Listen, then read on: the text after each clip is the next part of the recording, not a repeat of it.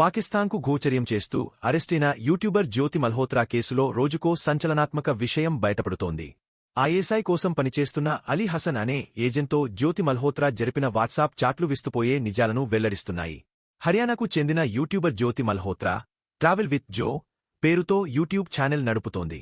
Travel వ్లాగర్గా చెలామణి అవుతూ భారతదేశంలోని కీలక ప్రాంతాలు, ముఖ్యంగా ఆలయాల వద్ద రెక్కి నిర్వహించి వాటి వివరాలను పాక్ ఇంటెలిజెన్స్ అధికారులకు చేరవేసినట్లు పోలీసులు అనుమానిస్తున్నారు.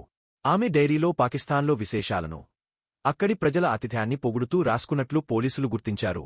దర్యాప్తు అధికారులు జ్యోతి మల్హోత్రా మొబైల్ ఫోన్, ల్యాప్టాప్లను స్వాధీనం చేసుకుని లోతుగా పరిశీలిస్తున్నారు.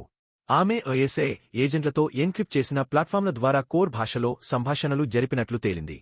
ముఖ్యంగా భారత అండర్కవర్ ఏజెంట్ల వివరాలు, వారి ఆపరేషన్ల గురించి అలీ హసన్ ఆమెను ప్రశ్నించినట్లు కొన్ని చాట్లలో గుర్తించారు.